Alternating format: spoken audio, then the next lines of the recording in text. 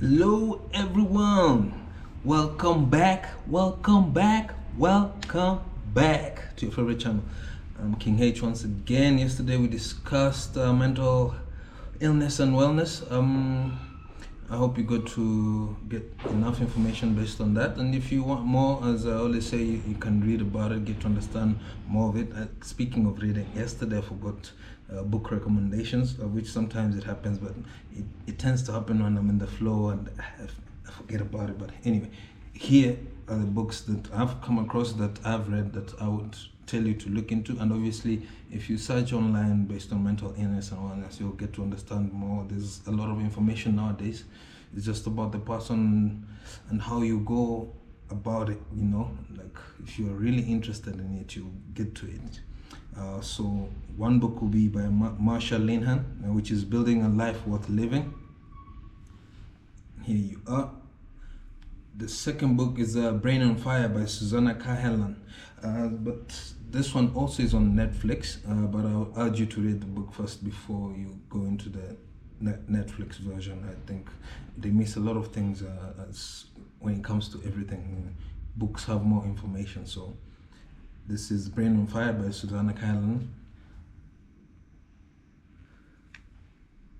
Then the other one is The Comfort Book by Matt Haig, which is that.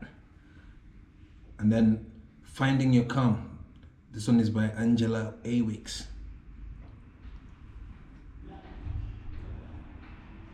There's Micro Joys by Cindy Spiegel, which is also a very good book. This one is Finding Hope, especially when life is not okay. Then lastly is Boundaries by Dr. Henry Cloud and Dr. John Townsend. So if you're interested, those are the 6 books I would recommend, but there are more books. There are quite a variety of books on this topic. So get into it and get to have a look at and understand what is there. Well, as I always say, I hope you're doing well, you're having a good day, good evening, depending on what time you're watching this. I hope you're good. Yesterday was World Cancer Day. For those who are here with us going through it, we're here to support you. We'll create more awareness based on it and other illnesses that are out there. So today we're going to look at the secret to attracting love. That's why I called it the love cheat code. We get to understand more based on that, and hopefully you get to know how to attract love and the right energy that goes with it, because most of the times many people fail in this because they don't have the right energy to go along with it. No one's perfect though, but you have to have the right energy to attract the right person or the right thing. But anyway, these things, they're all unknown factors, so let's get into it and get to understand more about now how to attract this love and with the energies that you need to do that. So say, to master the art of attracting love and radiating an irresistible energy, one must look beyond surface level and focus on the internal mechanics of polarity and presence. The power of polarity. Polarity is the energetic pull between two opposing forces. Just like a magnet, if both sides are the same, they repel. If they're opposites, they attract. In relationships, this isn't about gender, but about the interplay of masculine and feminine energies. The masculine core is more of direction and protection. It's rooted to what a man is. So this energy is about focus, purpose, and logic. It is the mountain, unshakable, protective, and driven by achieving goals. Irresistible masculine energy comes from being grounded and having a clear vision. The feminine core, flow and radiance. This energy is about movement, emotion, and intuition. It is the ocean, dynamic, expressive, and nurturing. Irresistible feminine energy comes from openness and the ability to receive and enjoy the present moment. The secret of it all, modern life often forces us into a neutral middle ground, stressed, tired, and overly analytical. To reignite attraction, one must consciously lean back into their core essence to create that spark with their partner. It's very important. Keep in mind, Relationships reflect your hidden polarity. This is a fascinating and often misunderstood dynamic. In the world of polarity, attraction is governed by the law of opposites attract. If you constantly find yourself attracting partners who lean into the opposite energy of what you expect, it is usually because of the specific charge you're projecting in your daily life. So here's a breakdown of it. What happens through the energetic polarity. There's the mirror effect, the law of polarity, obviously. The most fundamental rule is that energy seeks its opposite to create balance.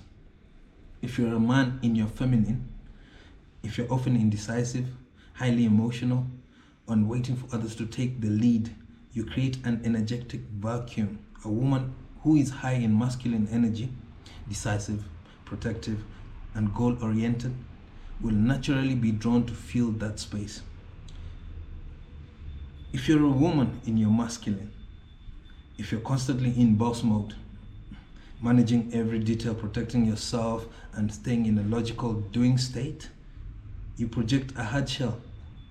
A man with a feminine core will feel safe and attracted to your strength because he doesn't feel the pressure to lead.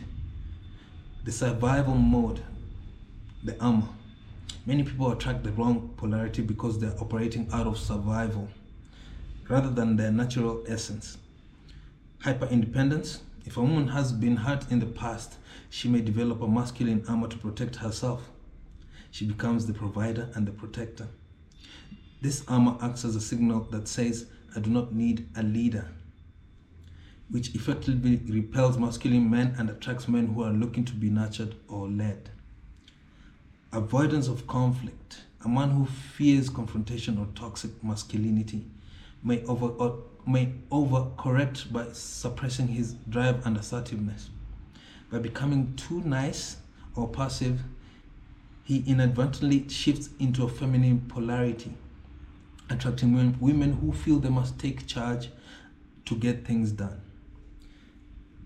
The subconscious childhood blueprint that we normally go through is we often attract what is familiar, not necessarily what is healthy for our core essence.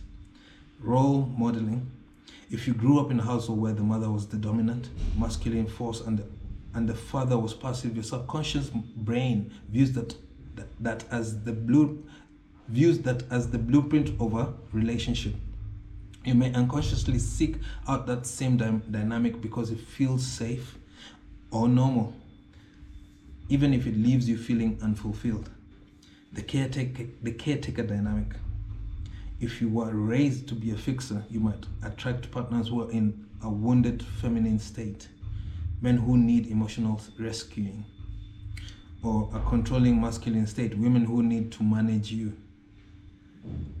The work mode carryover. In the modern world, many of us spend 8 to 10 hours a day in a masculine state, logical, competitive, focused on results. Happens each and every day. If you don't have a ritual to de-roll or shift out of that work energy when you go on a date or go home, you remain in that charge, because this is polarity as we're talking. The result, you attract people who are looking for exactly what you're projecting in that moment. If you are on and bossy, you will attract someone who wants to be off and led. So how to shift this pattern? If you want to change who you attract, you must change your internal charge. I repeat that again. If you want to change who you attract, you must change your internal charge. Your polarity has to change. So to attract masculine energy, there are two sections: to attract masculine energy and to attract feminine energy. So we're going to go through it by practice receiving. Allow others to help you open doors or plan the date.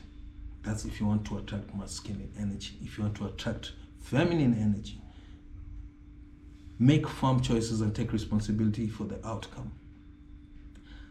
Softness and flow if you want to attract masculine energy. Lean into your senses, creativity, and emotions. If you want to attract feminine energy in this segment, presence and stillness. Be the unshakable mountain that can hold space for emotions.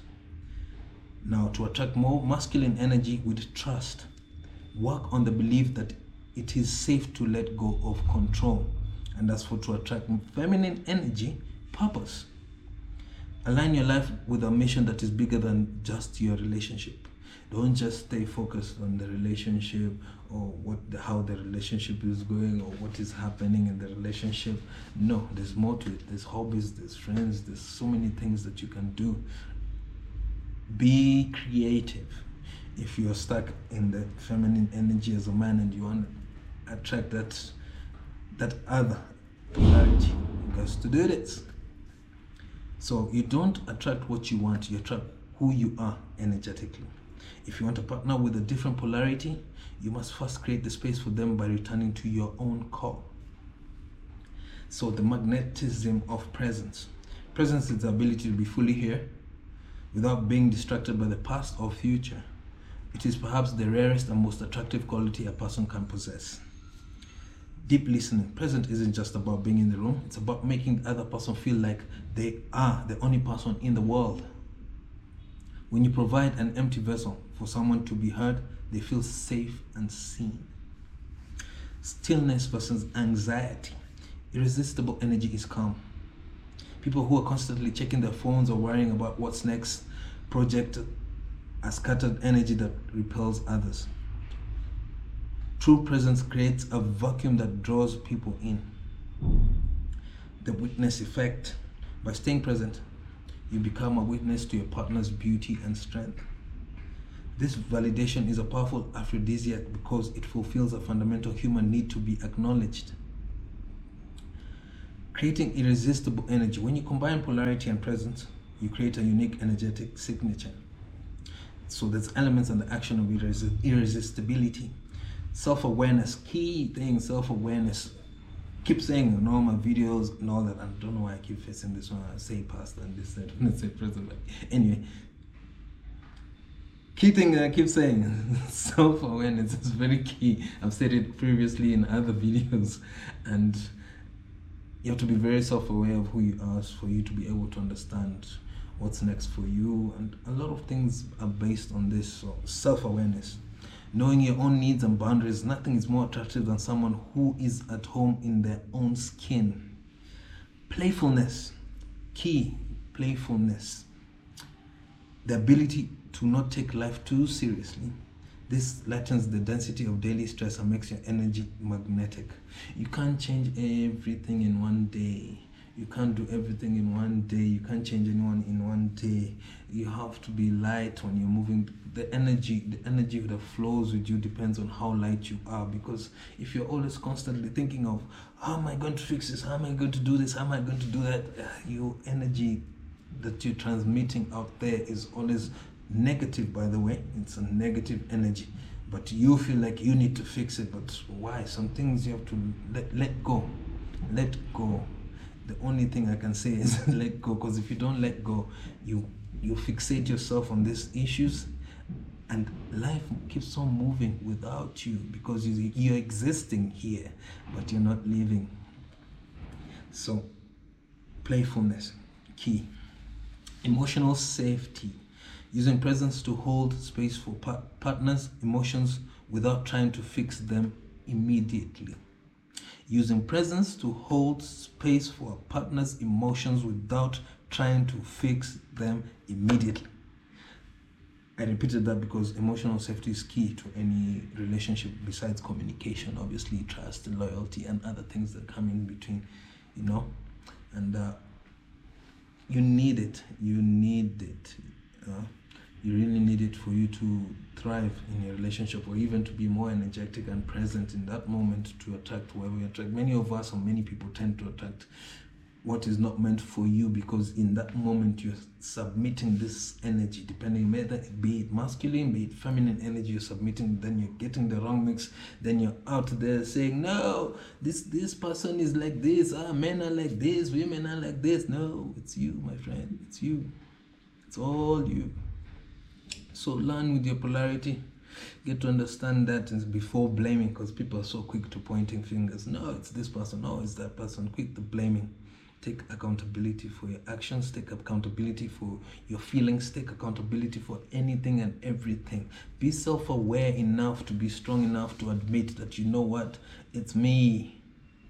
That's the problem with many people. They don't accept that. And once you come to an acceptance of you being comfortable in your own skin, who you are as a person, you're going to go far in so many things, and you open so many doors. And it's most of the time people think this is luck. It's not luck. It's just how you portray yourself. So portray yourself as how you're meant to be seen. How you're feeling right now is what matters most. So do your best to portray that, because if you're sending out negative energy and negative messages expecting good, I'm sorry, it's not going to happen. It all just depends on who you are right now. And always, as I always say, also your environment makes a big impact. Surround yourself with people who want to see you elevating, not people who are happy to see you your downfall, or not even trying to help you to move forward.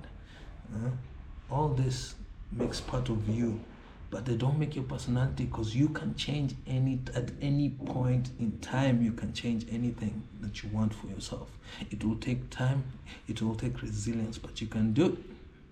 You can do it for yourself. So with that, I'll say the secret to irresistible energy isn't about performing and acting a certain way. It's about removing the blocks: fear, judgment, and distraction. And I've spoken about fear, one big thing. If you haven't heard of it, go back to my previous videos on fear, judgment, and distraction that prevent your natural light from shining through.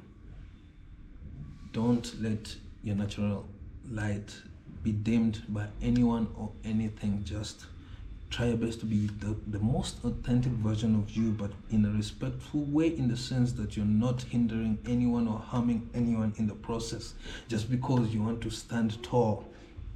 That's ego playing. That's ego playing with you.